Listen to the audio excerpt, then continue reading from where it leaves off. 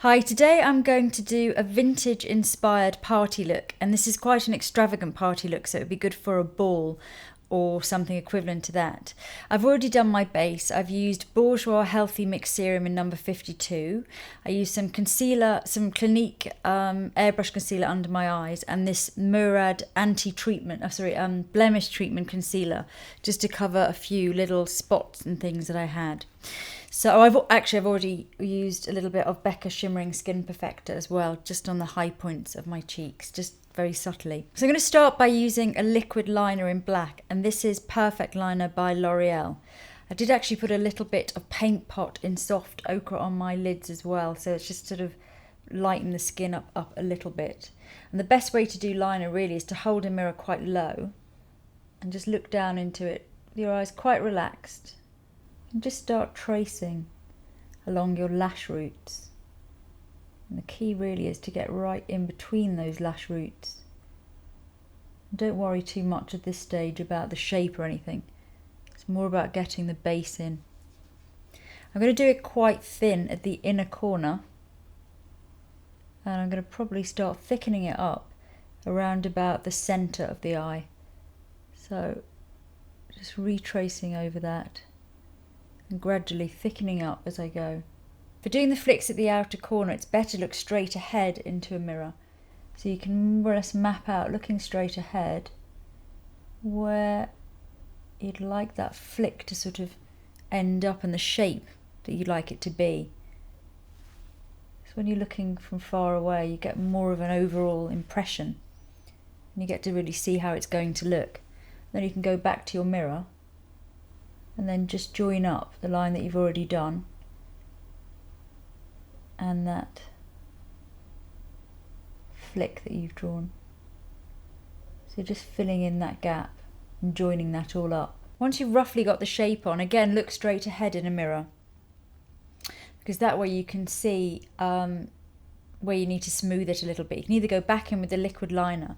What I like to do is then use a gel liner. So this is a Bobbi brown one.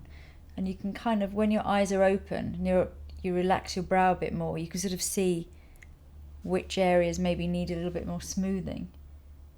And the other thing is, I personally like the appearance of the gel around the edges. It sort of takes off, it's still precise, but it takes off that really hard edge of the liquid liner.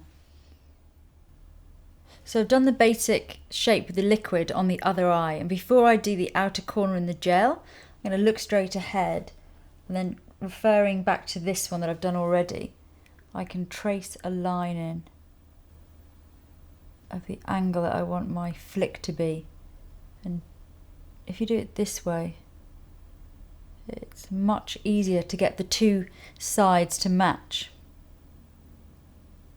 And then going back in with the gel liner and using my guideline, I can start to fill in again that triangle and smooth and thicken the whole shape. So now I'm going to do a little bit of shading in my socket line. I'm using this Burberry shade number 22, which is just a really pretty kind of light browny shade. Just going to almost pat that in just above my socket line. Just really simply like that. It just gives a little bit more definition and frames the liner. And I'm using exactly the same shade just underneath. So it's very, very light, but it just, again, frames the lashes a little bit. So now I'm going to curl my eyelashes. Give them a really good curl. I'm just applying this Physicians Formula Organic Wear Mascara in black. And this is a 100% natural origin mascara. So it's paraben-free, chemical-free. I was very curious about it. I actually bought it last time I was in New York because I'm always interested in organic and natural mascaras that actually, you know, really work and bulk out the lashes. And this one is really nice because it's very separating, but you do get a lot of length and definition. And I like the brush shape as well. It's slightly sort of bent, so it's good for getting into the corners. And it's inexpensive, which is an added bonus. Before I do my lower lashes, I'm just going to add a little bit of this pencil, which is called Jazzy Taupe by Lancôme. and it's a very sort of shiny, shimmery taupe colour. So just add a little bit of shine along my lower lashes. Probably can't really see it on film. It does catch the light really nicely though. And then apply mascara. Now I'm going to apply some outer lashes. So these are just half set of lashes. Well, a little bit less than half actually. They're good for the outer third, and these are Accents by Ardell.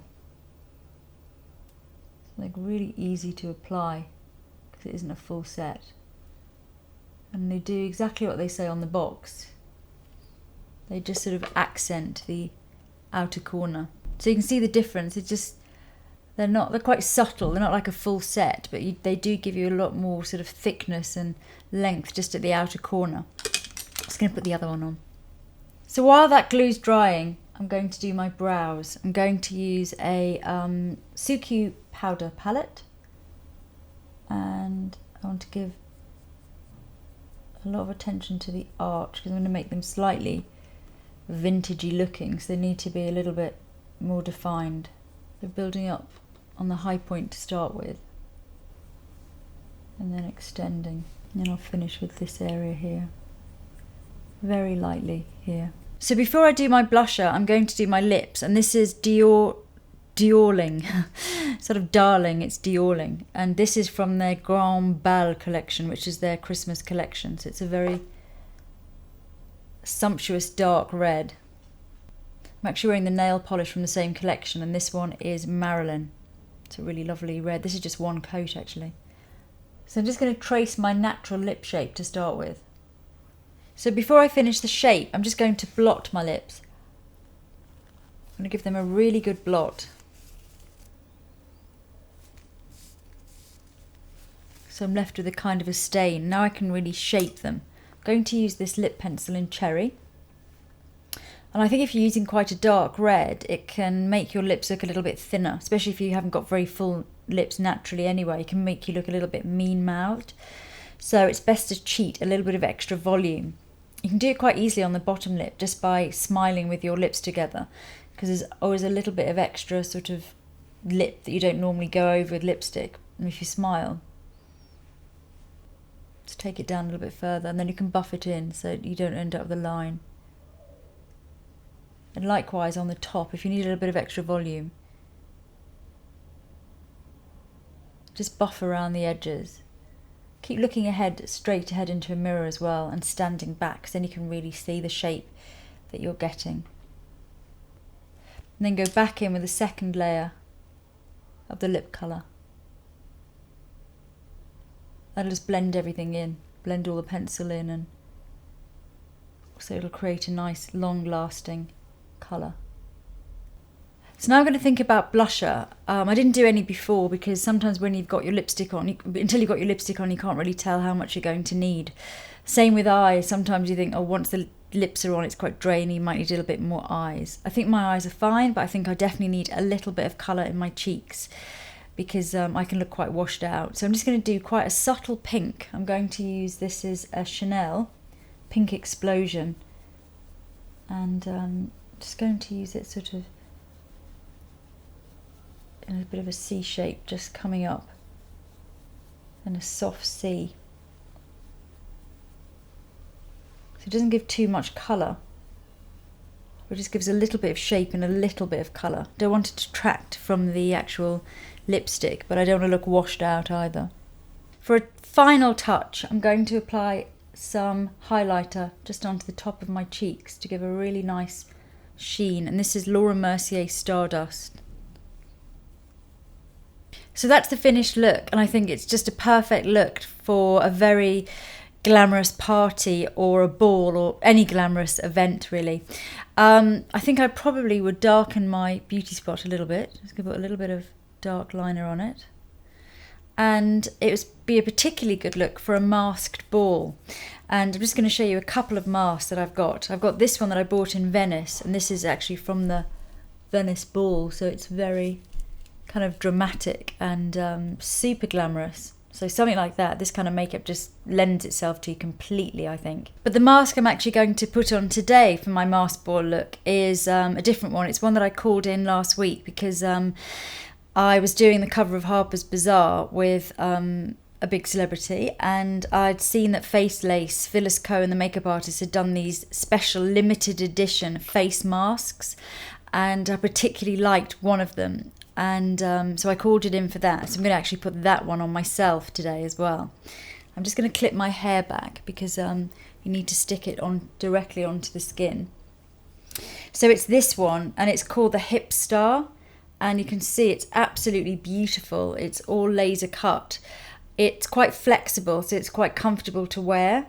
She's only made 125 of these, so if you love it as much as I do, I would say get in there quite quickly before they're all gone. And they have little self-adhesive hypoallergenic stickers. I'll give you a tip. Make sure you push your eyelashes up before you lay it over. So you sort of look up and then lay it down. And that way you don't end up squashing your eyelashes. And just get it into a position that's comfortable for you. And as I say, it's quite a flexible thing, so it does feel really comfortable. So whether you want to be daring and wear a mask or just stick to this sort of vintage inspired Hollywood look, I think it's a great look for a party. I hope you like it.